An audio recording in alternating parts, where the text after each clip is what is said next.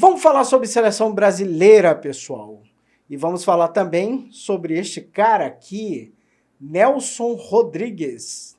Se você não conhece, aqui você tem que conhecer, porque poucas pessoas, poucos autores, poucos escritores souberam ler a alma do brasileiro com tanta competência, assim como fez o nosso querido Nelson Rodrigues. E não é por acaso que eu tenho este cara, esse cronista, como o maior de todos os tempos. Tá, mas aí você deve estar perguntando, né? Sim, bicho, e o que isso tem a ver com a seleção brasileira, que ganhou um amistoso em cima da Inglaterra, que empatou contra a Espanha num jogo eletrizante? Simplesmente tem tudo, cara. Principalmente para aquela galera que tem a famosa síndrome do vira-lata. Bom, vou falar sobre tudo isso, mas antes roda a vinheta.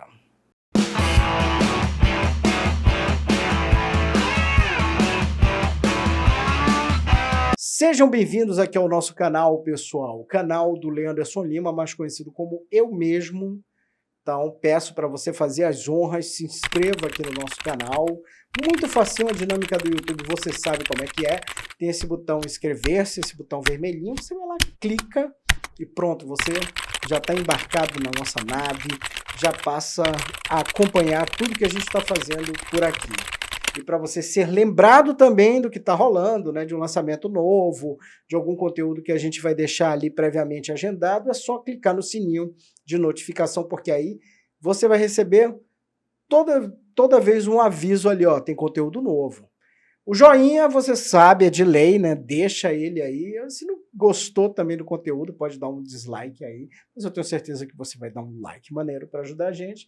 E também deixa o teu comentário, que é sempre muito importante. Às vezes tem alguns posts que a gente faz, alguns vídeos que a gente publica aqui que tem bastante comentário. Às vezes não dá para responder todo mundo de uma vez, mas eu prometo que sempre estou ali olhando e respondendo na medida do possível. Então vamos lá falar sobre a síndrome do vira-lata, porque essa síndrome, cara, é muito a cara do Brasil. E o que ela quer dizer? O que Nelson Rodrigues queria dizer quando ele fala da síndrome do vira-lata? Que o brasileiro tem uma questão ali que ele precisa resolver, que é um certo complexo de inferioridade, ou seja, tudo que ele olha, assim, que vem de fora, ele acha que é melhor do que ele tem aqui. Isso é uma coisa que ele sintetizou principalmente de uma forma ali muito nítida depois que a gente perde a Copa de 1950 em casa. Porque a partir dali um pessimismo toma conta do brasileiro, que ele começa a ficar, sabe, se sentindo um merda, sabe, nada funcionando, nada presta, e aquela coisa toda. E isso só começa a se extirpar do comportamento brasileiro, basicamente, quando a gente ganha a Copa de 1958. Bom, nos últimos anos, o futebol brasileiro, sabe, parece que vestiu de novo essa roupa, sabe, de vira-lata, e isso tem tomado conta, assim, principalmente da imprensa brasileira, que, sabe, olha para a seleção brasileira como se a gente fosse o cocô do cavalo do bandido, sabe, como se nada prestasse e como se nada nunca tivesse prestado na história do futebol brasileiro. Eu, pessoalmente, acho isso uma coisa muito ruim, gente, porque é evidente que os últimos anos não têm sido os melhores para a seleção brasileira, sabe? Porém, contudo, todavia, a gente precisa entender que, para ter sucesso, evidentemente, você precisa passar por escolhas acertadas. E no futebol brasileiro, nos últimos anos, a gente tem passado longe disso aí. Porém, uma coisa que me deixa muito puto, cara, muito irritado, é quando vem gente e diz assim, a Fafra não é boa, não temos bons jogadores e não sei o quê. Cara, se tem uma coisa que, sabe, o Brasil nunca para de fazer, é jogador de futebol. E a prova, mais uma vez, agora, é o menino Endrick, do Palmeiras. Sabe, 2 jogos ali que ele fez, né, 4 no total, mas esses 2 últimos jogos, talvez até pela confiança ali que o Dorival deu para ele, o Dorival gosta muito de trabalhar com a garotada. Para quem tem a memória muito curta, em 2010, ele foi o cara que deu o start naquele time fantástico do Santos, que tinha o Neymar ali florescendo, enquanto o Luxemburgo chamava o cara de filé de borboleta, ele botou o filé de borboleta para jogar, Ganso, André, toda aquela turma, e criou ali, ajudou a não criar, mas dar uma cara, modelar um dos maiores times da história do futebol brasileiro, sabe? Uma das grandes equipes, assim, uma equipe que apaixonou o Brasil.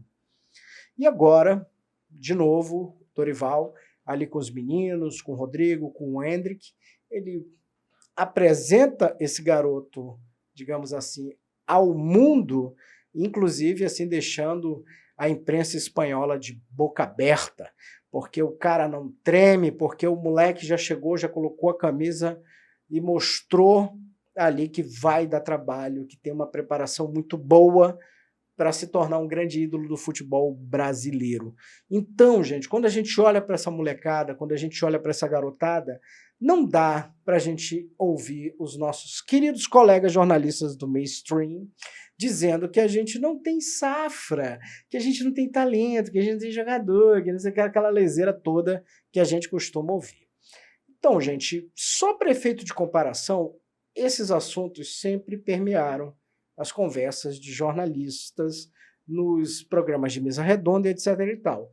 Por exemplo, quando o Brasil ganha a Copa de 70, cara, imagina o seguinte, quem entende de futebol pelo menos um pouquinho vai olhar para aquela seleção e dizer assim, caceta, a gente nunca mais vai ter um time desse. Então não dá para ficar comparando, por exemplo, Itatu que passou 24 anos sem ganhar, aquela coisa toda, mas, por exemplo, quando a gente volta a ganhar uma Copa do Mundo, em 1994, nós não tínhamos um Pelé em campo, sabe? Não tínhamos, aliás, nem a metade do que tinha a seleção de 70 ali em termos de talento, porém a gente conseguiu vencer. E venceu por quê?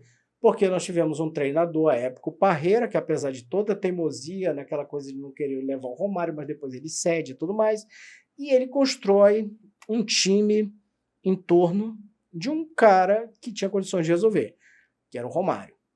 Reforça todo o resto, dá aquela cara de anos 90, que tinha um futebol pragmático, defensivo, aquela coisa toda, sabe? Mais de muito toque de bola, de troca de passe, e ele consegue ganhar uma Copa. O que eu estou querendo dizer para vocês, gente? Não precisa que você tenha um time de gênios para ganhar a Copa. Por exemplo, a galera fica assim, porque em 2002 a gente tinha um Ronaldo Fenômeno, a gente tinha um Rivaldo, a gente tinha um Ronaldinho Gaúcho, a gente tinha o Cafu. Cara, só para a galera também resgatar uma outra memória aqui. Quando a gente tinha todo mundo, toda essa galera, todo mundo também falava mal pra cacete, bicho. O Rivaldo era o delegado, o Ronaldinho era o cara que jogava pra caramba em clube, mas na seleção brasileira não era isso tudo. A gente tinha o Ronaldo que era tratado como bichado, porque até então ele tinha sofrido uma lesão gravíssima, né? Tentou voltar, lesionou de novo e ninguém acreditava mais que o cara pudesse jogar. Então, é importante que a gente coloque na cabeça da gente o seguinte: por exemplo, hoje que a gente olha um time, vamos lá, tem o Endrick, tem o Rodrigo, tem o Vinícius Júnior, tem o Paquetá. Hoje, esses caras têm um status na cabeça dos jornalistas e também na cabeça do torcedor, que ele corresponde ao fato de serem atletas que ainda não foram consagrados com uma Copa do Mundo. Mas a partir do momento que esses caras entrarem em campo e conseguirem formar um puta time, pegar a liga e ganhar uma Copa, os caras se tornam lendas, sabe? Então vamos parar com essa história de achar, cara, que tudo que a gente tem aqui nada presta. Inclusive o nosso próprio futebol brasileiro, sabe? As pessoas olham hoje para o futebol brasileiro, aliás, hoje não, já tem um tempo isso aí, e o cara diz assim, pô, eu não quero um cara que joga no Brasil porque acho que ele não está no nível, os melhores estão na Europa, não sei o quê. Aí o cara traz um cara que joga lá no Shakhtar Donetsk. Joga num time ali do meio de tabela do campeonato alemão, alguma coisa do gênero. O que isso quer dizer, cara? Só presta se o cara estiver jogando lá? Não, pessoal. Por exemplo, menino Ender que está indo no Palmeiras.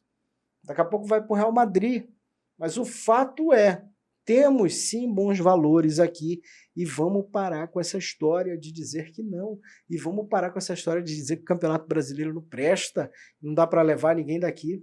Inclusive, uma coisa a gente tem que pontuar também aqui, pessoal, sabe? Eu não gosto de ficar criticando os nossos iguais, né, os jornalistas, mas, porque eu sou jornalista também, mas, gente, a gente tem que falar isso. Hoje, muito do que os próprios jornalistas reclamam, de que não há identificação da torcida com a seleção brasileira, isso acontece por quê? Primeiro, o viralatismo, sabe? Com a mudança que a gente teve nos últimos anos, a popularização das transmissões do campeonato, Champions tomando essa dimensão de NBA do futebol, então todo mundo para olhar ali para o futebol internacional e começa a achar tudo uma porcaria. Isso é um circuito, uma coisa que rola na imprensa, né? Ah, é ruim, não sei o que, lá. Então, as próprias pessoas vão perdendo devagarzinho, com tanta bobagem que escuta, vão adquirindo isso de que o nosso produto não presta e que o futebol de fora é que é o melhor. E aí depois, quando você não tem torcida interessada, quando, sabe, a coisa azeda, aí você fica naquela, ai, nossa, mas como chegamos a esse ponto? Pô, cara, se o tempo todo vocês ficam falando aí que não presta, vocês acham que isso vai culminar no quê? Sabe, vai culminar nessa questão realmente de a galera achar que nada presta.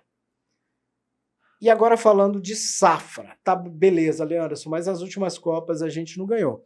E não ganhou, pessoal, se a gente for observar, primeiro que é uma coisa que eu sempre disse quando eu falo de Copa do Mundo, que Copa do Mundo é um evento cósmico, tudo tem que dar certo, todo mundo tem que chegar bem fisicamente, aquela coisa toda. Mas também, muito do acerto passa, sabe, pela conquista, passa pela escolha do gestor, do chefão, do boss, the boss, o cara que vai comandar a porra toda lá. Falando aqui do treinador. E nos últimos anos, a gente não tem feito boas escolhas. O próprio Tite, não que não merecesse estar lá, ele fez por onde o caminho dele chegar até lá. Mas, no fim das contas, na hora do vamos ver, não conseguiu virar aquilo que todo mundo esperava que fosse.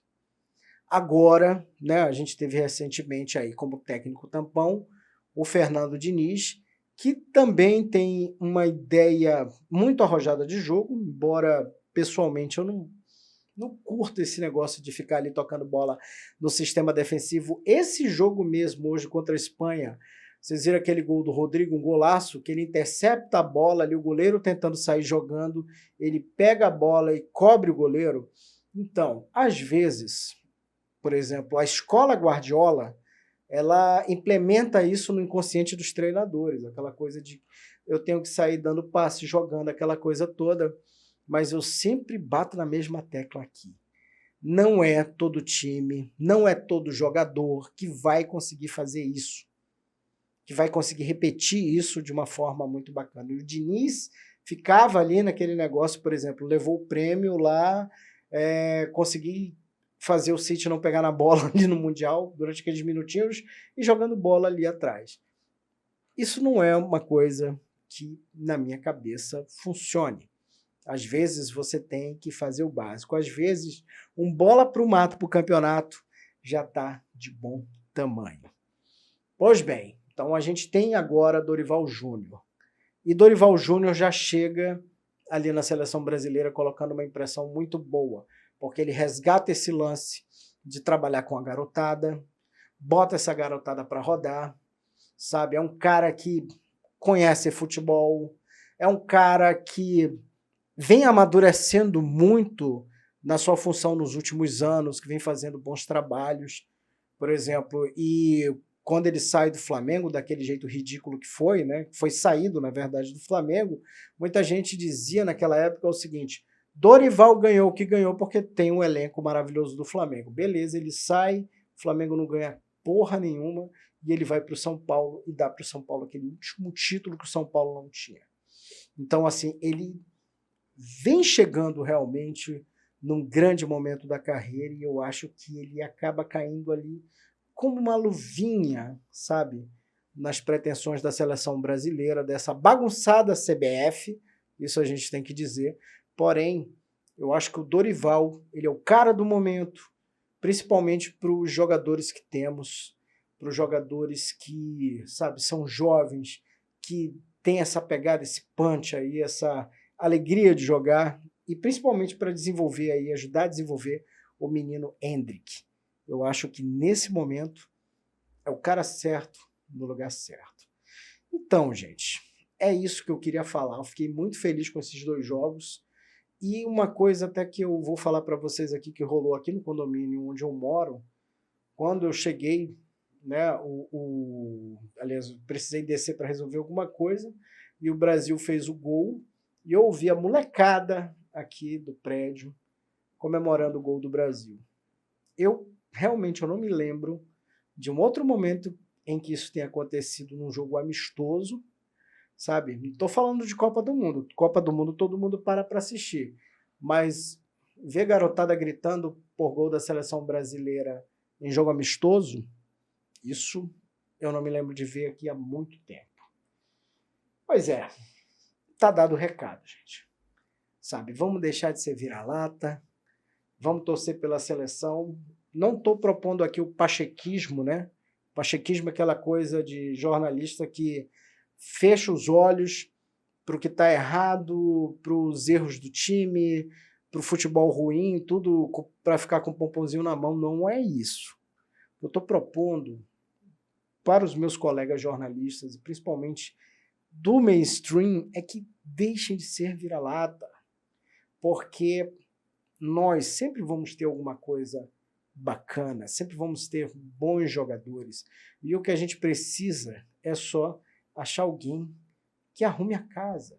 E o Dorival já está começando a fazer isso. Bastaram 2 jogos aí, a impressão que fica para mim é muito boa, sabe?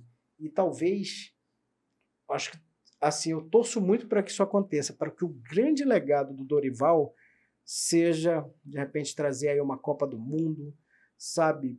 Fazer uma seleção, a nossa seleção jogar de novo um futebol bonito, um futebol para frente, um futebol alegre, porque isso sim é Brasil. Resgatar a nossa escola. O brasileiro precisa parar de ficar olhando para o futebol europeu, até técnico, a gente vê esse pesadelo, até os técnicos de divisão de base querem imitar os técnicos europeus, e a gente precisa, é disso aqui, ó, Brasil em campo, sabe? A gente precisa voltar a beber na nossa fonte, na nossa escola, que a nossa escola conquistou 5 Copas do Mundo, sabe? Não foi jogando como os caras jogam. Nós temos o nosso jeito de jogar, o drible, sabe, a ginga, o gol. É isso que a gente precisa recuperar, o gosto por jogar futebol. E de tabela, né, se a gente conseguir recuperar tudo isso, a gente recupera também o gosto do brasileiro pela seleção brasileira, que anda ficando aí meio em segundo plano. É isso? Vou ficando por aqui, pessoal. E vamos, que como vocês sabem, o futebol não para. E hoje eu vou de Nelson Rodrigues.